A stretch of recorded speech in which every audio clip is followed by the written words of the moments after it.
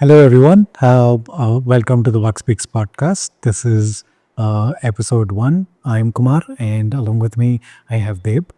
In today's episode, we're going to be talking about why microbiome and why now. Although the science is old, the technology is very very new. So Deb, let's shed some light on why the science is old. I mean, yeah. Correct. Yeah, Kumar. Before that, let's first give a definition of microbiome because for the audience, this term can be new. And many people use interchangeably microbiome and microbiota. So let's define that. So microbiota is basically sum total of all the microorganisms, and microbiome is the sum total of the genetic material of all the microorganisms. So that's the subtle difference between these two terms. They are used interchangeably, but that's how different they are. Now, answering your questions now. So if you go back to our ancient texts, the Ayurvedic texts and all, they emphasized mostly on gut health. Um, so that's why the science of the gut has been there in our ancient texts. Science is old because we knew, or our ancient scientists knew, about the role of maybe not the microorganisms per se, at least it's not there in that way, but the importance of your gut in overall overall health and wellness, right? Now in the last 10 to 15 years, and in our previous episode we delved upon that, the technology, or the new age technology that has developed uh, has impacted this science with much more evidence in hand now. And when we talk about gut, basically we are talking about the microorganisms that are residing in the gut and how they basically take a very important role in maintaining our health and wellness. So that's what I think when we say that the science is old and the technology is new, is what we are talking about. So talking about that, Kumar, I just wanted to ask you about the technology point of view. Um, if you can shed some light on the new technologies that have evolved in the last decade or so, which has enabled us to talk about microbiome the way we are doing today. But it's interesting that you're asking me this this question, because I think before starting this organization, you were the lab guy and I was the guy sitting behind the computer. But we kind of interchanged that role a little bit now. So I think with the invention of DNA sequencing technology, way back when. The different DNA sequencing technologies that had come about. This was primarily done to identify the human genes and human genome. But what was also discovered that you could do other organisms, including microbial organisms. And over the decades, that's gone from sequencing one organisms to now where there is a technology called as next generation sequencing, where you can sequence multiple organisms at the same time. When I say sequencing, what I'm actually meaning is you're taking the genetic material of an organism and you're finding out what the genetic material has in it, the DNA letters and the sequence of the DNA letters. From that, you're able to identify what is the organism that is present. But more importantly, in microbiome science, you're able to identify the amount or the relative abundance of each of the organisms that are present. Now, next generation sequencing, I think first came about in the early 2000s, around that time, once the Human Genome Project was completed, and a lot of the steps of of sequencing the genome was automated. So from Sanger sequencing came automated Sanger sequencing, and from that they started putting it into a machine, and they started looking at multiple sequences at the same time. So the first generation of sequencers, what they would do is they would have a camera right at the bottom, and every time a DNA letter has been found through a chemical reaction, a specific kind of a wavelength of light is emitted. So it is this camera that was capturing these lights um, that actually let us know what the DNA sequences are. And now it's evolved so much to a technology where you have a small nano size pore in which a single stranded DNA is actually going through. And as it goes through, the electric current is getting disturbed, Right. and it is using this disturbance of electric current that you're able to detect what the DNA letters are. So, and from devices as probably as big as the shelf, or maybe double the size of the shelf, to something which is as small as our which can fit into the palm of our hand. So where we've gone in terms of sequencing technology. Any insights on this? Correct. I mean, the last point was the most important point, Kumar, because for the technology to evolve and to make it universal or democratize a certain concept, you need these devices to be smaller and smaller. That's how I think the computers evolved when the transistors went smaller and smaller. The what you call the integrated chips came into existence from the big transistors, right? So that evolution is critical when we are seeing the evolution or revolution in microbiome now. Another point, Kumar, I wanted to touch upon was how this NGS is changing the way we are looking at the microbiome. See, the current paradigm, even when I'm saying current, it is still prevalent. That's why I'm saying current. Is the pathological or the microbiological assays that needs to be done to look at the microbes. Now, there are a lot of disadvantages or handicaps if you're looking at those assays, right? Number one is that you are limited by the way you can look at these organisms. I mean, they need to be grown in the lab. So suppose you're taking a sample from the soil and you want to look at all the microorganisms which are present in that soil. So you first have to grow them in the lab, right? And not all microorganisms grow in lab conditions. So you're limited by that. Number two is um, you need different media, different culture conditions, because some of these organisms are aerobic, that means they need oxygen. Some of these are anaerobic, that means they will grow only in the absence of oxygen.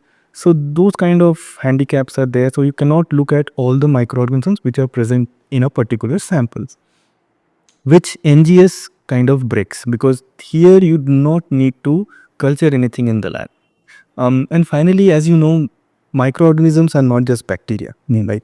So that is something that we have. I mean, in our um, school days and all, we were only taught about bacteria as the microorganism. But COVID has taught us that viruses are there and they can be even deadlier than bacteria. And many of these viruses can't be grown in lab conditions. So, so NGS comes in these kind of scenarios, and that's where I think the NGS revolution has taken the microbiome space to a different level. The fact that many of these experiments can be done in international space stations is mainly because one, the technology has evolved. Second, that the devices have become smaller. So yeah, so these are the things that I think the new technologies have enabled us to look at microbiome, and hence the revolution that we are seeing. COVID was a good example because I think that's where the general public got the idea about these technologies. I mean, even there, you could hear news about PCR versus sequencing that was happening. So any routine lab test to check whether you've been infected or not was done through PCR. And then if you wanted to know exactly what the virus was, which strain of the virus it was, then it went into sequencing. So that is the technology that we are talking about. One where there was one famous case in 2010 where microbial sequencing became really famous. Was there was an E. coli breakout in Germany, and people didn't know what the breakout was till somebody just took part of the sample where Came through a salad, contaminated salad. came through contaminated salad, and they sequenced the E. coli. From that, they were able to trace that's actually coming from Northern Africa.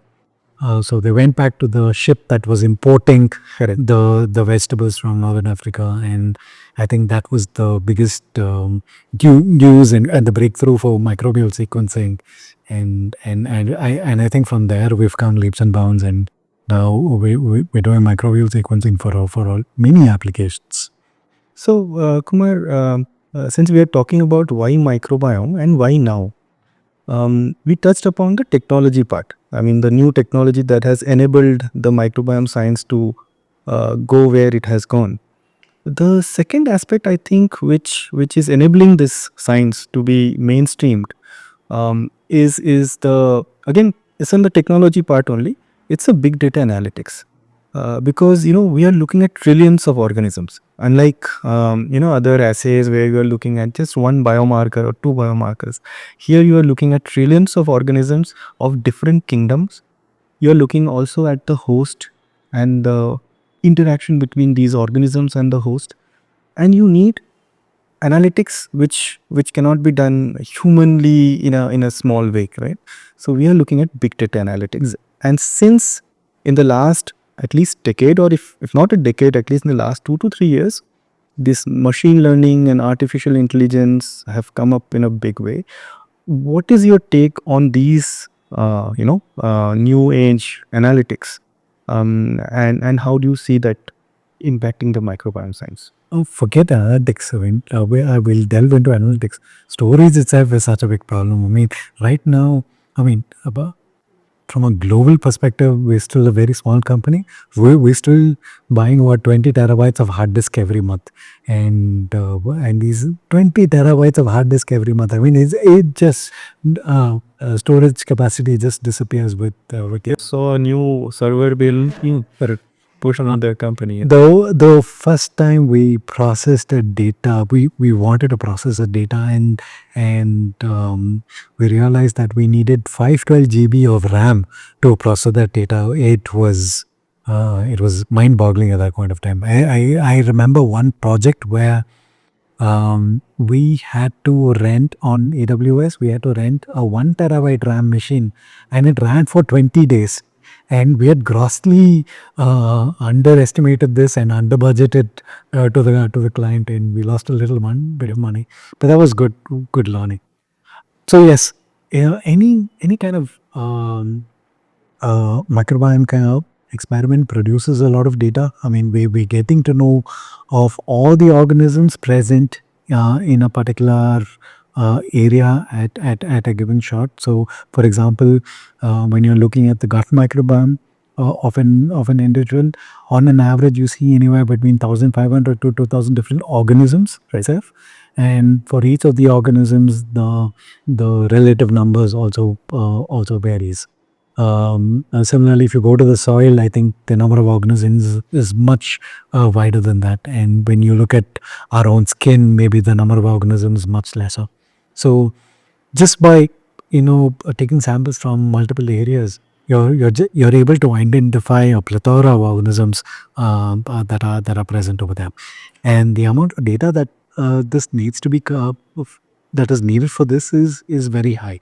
In the microbiome science that we do in office, we collect anywhere between 2 gigabytes of data per sample. Yes, and that's just one individual samples where 2 gigabytes of raw data is produced.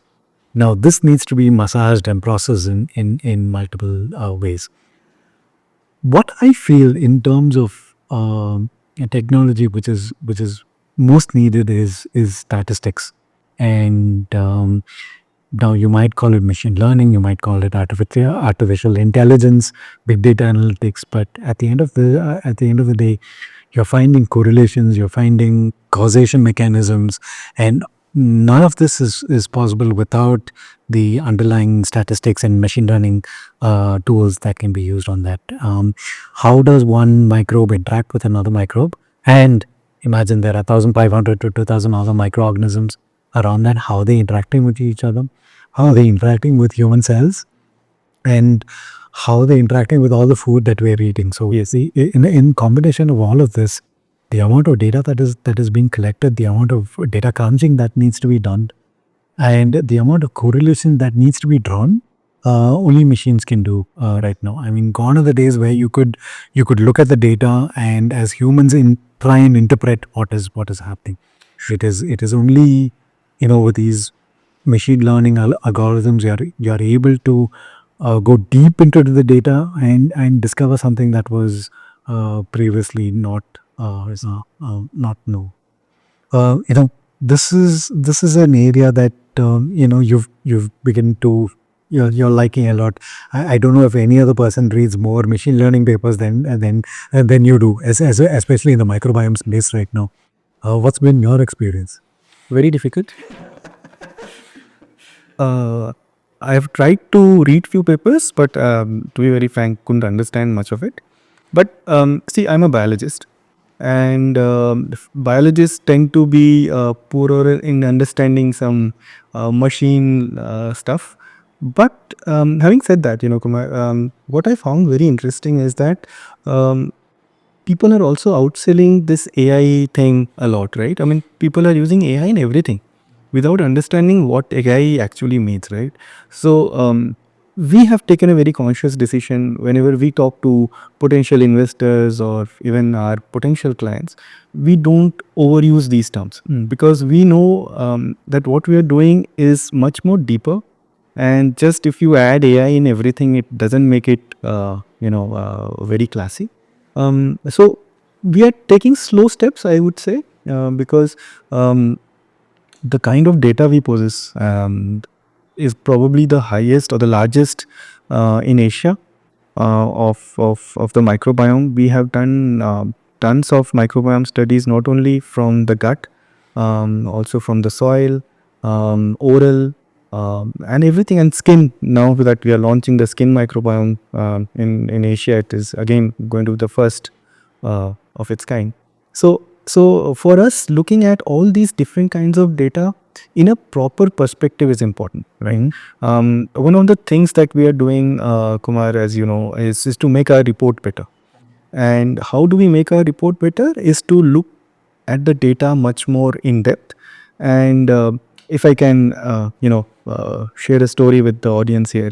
When we started this journey 10 years back, we launched South Asia's first gut microbiome test called BugSpeaks, and that's how the podcast name comes from.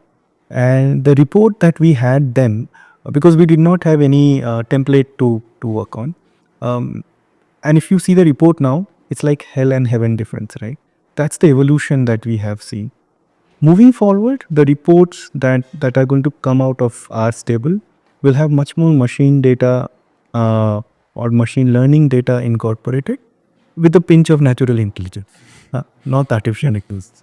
So that's where we are heading, Kumar. And when we talk of big data, I think we should also talk about the metabolomics and the genomics, because when we are saying genomics, it's the microorganisms and the host genomics put together. I mean, there are few reports which suggest that there are certain genetic variants which probably would encourage certain microorganisms to colonize, right? And we are just looking at the tip of the iceberg. We don't know much about it. So I think there will come a time when we put together all this data and then come out with a very meaningful output for the consumers. And that's where I think our goal should be as a company and as professionals in this domain. So that's where I think the big data played a very important role in propagating microbiome and propagating it now, right? So I just wanted to add one more point over here, since we are talking about machine learning with our recent experiences. I mean, so like you were mentioning, in the first few versions of the report, the disease prediction that we were doing. I mean, there was a lot more natural intelligence going behind that disease prediction, and we were predicting the risk based on which microorganisms have been associated with the diseases, and from reports coming across from studies across the globe. I'm looking at data now that's coming from machine learning algorithms, and the correlations are kind of unbelievable. I mean, this is something that I don't think a bunch of scientists sitting together in a room could have spotted. It is just pulling out some data, and it makes sense once the data comes out and you dig deeper. It just now makes sense as to why a risk prediction can be done this way. So I think future versions of the reports would get much better. The Although we've been right from day one, we've been trying to get our accuracy as high as we can get, but with machine learning, this predictive analytics will get much bigger. But microbiome science is tough. It's complicated. We try and generate reports that everybody understands, but I think we still have not gotten there. So, if you could touch upon a little bit about the digital revolution that we're seeing right now, and how that is helping the consumers kind of understand the microbiome science. So, that's a very important aspect. Again, why microbiome and why now? See, if there's a very beautiful peacock dancing somewhere in the forest, and if no one sees it, then there is no dancing peacock, right? So, what digital revolution is doing to microbiome science and this space is to create that awareness. The fact that we are doing this podcast is basically part of that digital revolution, because we want people to see, and how they can see, because they have a mobile at their disposal. So I think this is the age. I mean, this was not possible even if the technology of sequencing was available. Let's say, hypothetically, I'm saying 20 years back, but if there was no digital revolution accompanying this technology advancement, then again we would have issues of people not understanding this concept, and professionals like us, scientists, doctors, clinicians, nutritionists, not being able to share the details with people. This also reminds me, Kumar, we did a survey, if you remember, which we tried to look at um, uh, the youngsters, the Gen Zs and the Gen X, what they think about gut health, and its impact on their health. And this came out, I think, in Economic Times, if I'm not wrong. But the output that we got from that survey, which we conducted, was startling. That basically showed that the Gen Zs, the modern generation youngsters, they know a lot about gut health. They know the importance of gut health in their health. When I say health, people will generally associate gut health with their gut issues. But people, for a change, knew the impact of gut health on their mood. Not only the gut specific issues, but on their skin health, on their mental health, right? So all these things, I think, have been possible only because of the digital revolution. People now, they have these AI chatbots and or whatnot, but even 5 years back, during COVID, one of the things that we saw was that we were getting multiple hits on our website during COVID, which was not there before COVID, because people were, looking about gut health, gut microbiome, their impact, their link with immunity, and so on and so forth, right? So I think that's how the digital revolution has empowered this domain to take the steps towards, I would say, microbiome literacy. Uh, so that's what I feel. What do you feel? Do you want to add something in this? Yeah, I mean, it's also microbiome science is complex. I mean, it's not a simple one word answer. It's not like you've got a blood test done and your HbA1c level is 5.7. It's not a very straightforward number. I mean, it is very nuanced in that way, and the digital revolution is helping us deliver all that science in a language that everybody will be able to understand. And we still have miles to go before people can fully grasp everything that we are trying to uh, tell them. Um, from PDF reports. Now, you and I have been talking about, generating different forms of reports, and which something which I don't think any company has thought of before. And how can we give this information, back to people taking up a test in a meaningful way that they can understand it without trying to oversimplify or dumb down things. I mean, one word answer, or a one number answer. And if that is what people are going to be taking out of it, then we are doing them injustice by not uh, by not explaining the science properly. And this is where I think the digital revolution is playing a big role.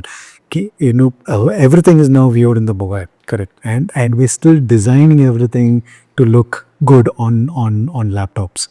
And in that's where I think, as an organization, where we are evolving, and the science will get translated much better through this. But you know I know technology is there. Technology is helping us from the lab to data analytics to all the digital revolution that's happening. But I also want to talk about the men and the women behind all of this. I mean, it's the natural intelligence, also the natural effort that needs to be put in from various aspects to talk about this. In a lot of startup forums, which I've been part of, one of the key things that I've been telling everyone is, I don't think we could have done this in any other city. If we are not in Bangalore, I don't think we would have able to pull off microbiome science in any other city. I mean, for the best part of in the last 10 years, I think the first 8 years we were such a lonely space. We were the only company doing something with this, and the only reason we could pull this off was, the community of people that were needed was present in Bangalore. You had a science question, ISA was down the road. You had a management finance question, IIM was down the road. I mean, I don't literally mean IIM and ISA, but just scientists and my different professionals, from statisticians to nutritionists to microbiologists to molecular biologists to Correct. people understanding business, distilling the finance behind it. All of this, this entire community was there in Bangalore, and without which it would have been very difficult to pull this off. I can't imagine doing this in any other city in India. And I first of all would like to thank everybody who's helped us during that journey, but also would like to talk about this even more. I mean, yeah, what is that one aspect that you've come across, which is in this arena, which is helped you a lot? I think this is very critical. I think the most critical aspect is the manpower. See, microbiome is a complicated science, which we have been discussing now. See, we are looking at trillions of organisms. We are looking at the host, which is human.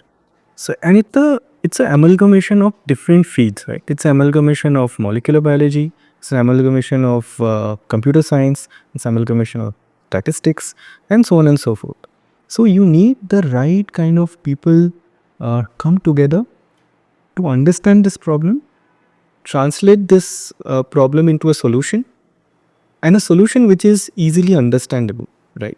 So you see the layers of complexity and the kind of people required to make this happen.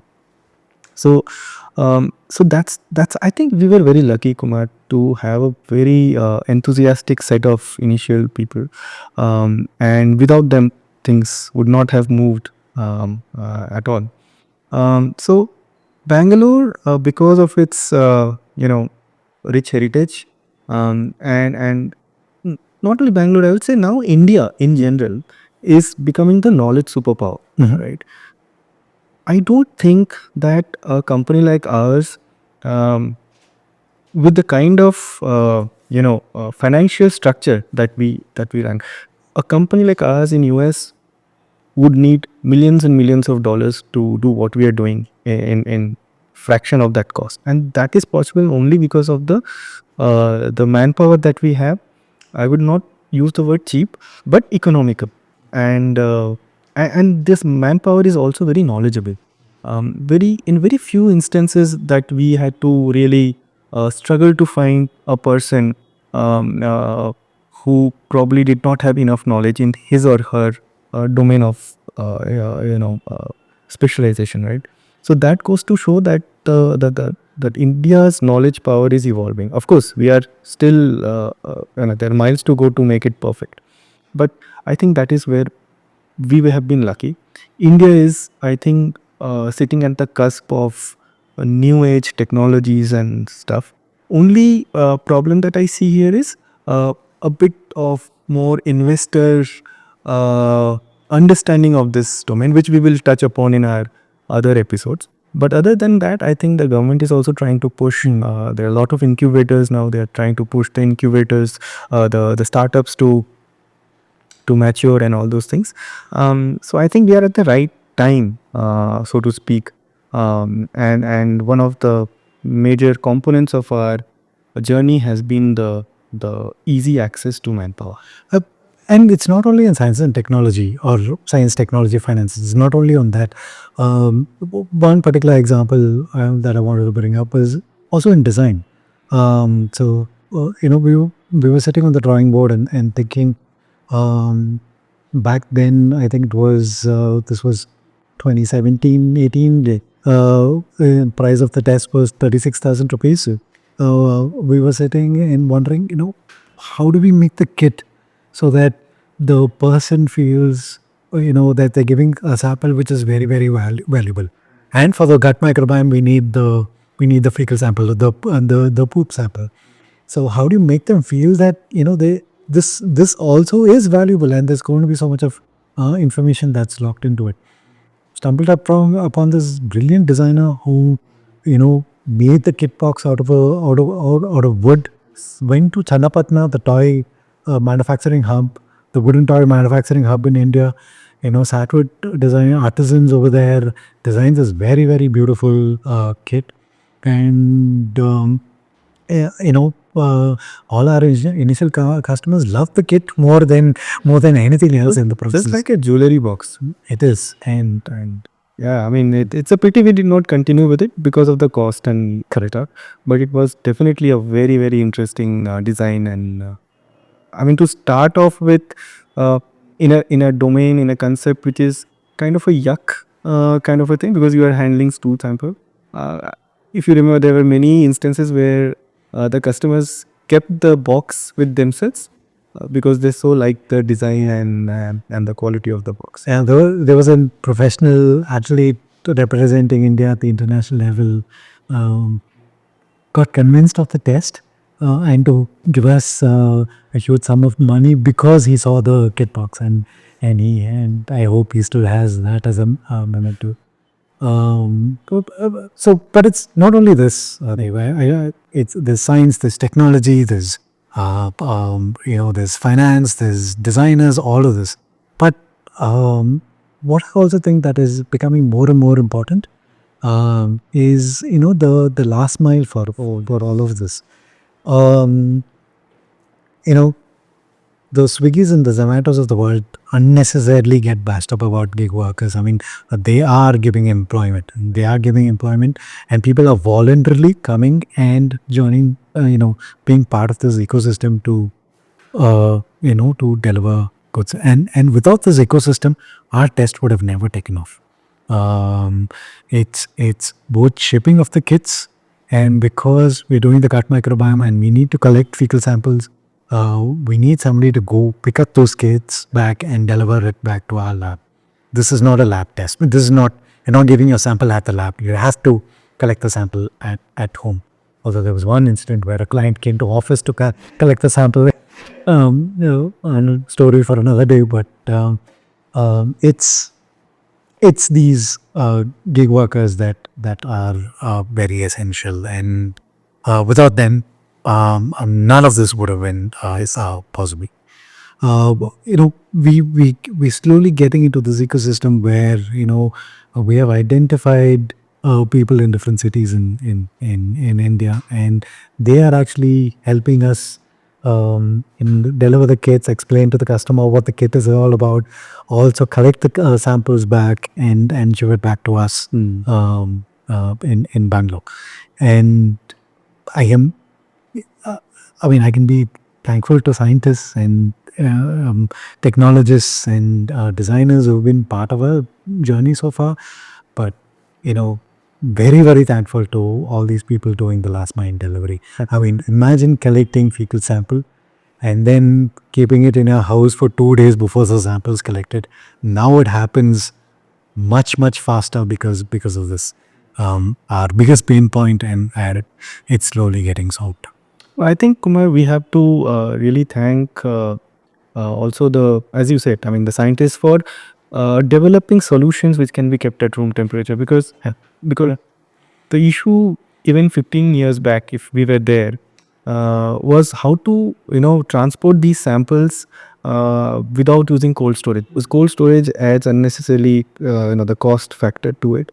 So shipping these samples at room temperature was again a very important aspect of why microbiome and why now. And I think you were a bit more modest when you said that we were on the logistics part, because I think our team, especially you and Prabhat, have been great on cracking this code. Because I think some of the districts or pin codes that we have covered, I am sure none of our companies in this domain have even dreamt of. We have gone, I think, to Meghalaya, to Uri in Pinagar, and we have touched south, of course. So I think that is something that we have been able to crack. And without this last mile logistics support from all the gig workers and the Blue Darts of the world and the DTDTs of the world, microbiome revolution would not have taken place. So I think the parameters that we discussed, and maybe we have missed one or two here and there, I think they were fundamental in creating the microbiome revolution, and that's why we are talking about microbiome and why now, right? I forgot about the sample collection and the scientists behind the scientists and companies behind the liquid that they developed. I mean, initially we were importing this from Germany. Yes. And now I am so proud of the fact that we built an ecosystem, or we helped build an ecosystem in India where there are companies manufacturing this for us. And from there, they've also looked at other use cases of sample collection and are starting this. So the ecosystem that we're developing is phenomenal. It's not only our company, but all the companies surrounding this. Correct. Is that it's becoming good, and I'm truly happy with what we are enabling over here. Yes. So with that, that's a wrap on our episode on why microbiome, why now. Next week, we'll be talking about the microbiome market in India. All the different players that are going to be there, and how each of them are actually reshaping the way we're thinking about healthcare. Till then, thank you. Bye.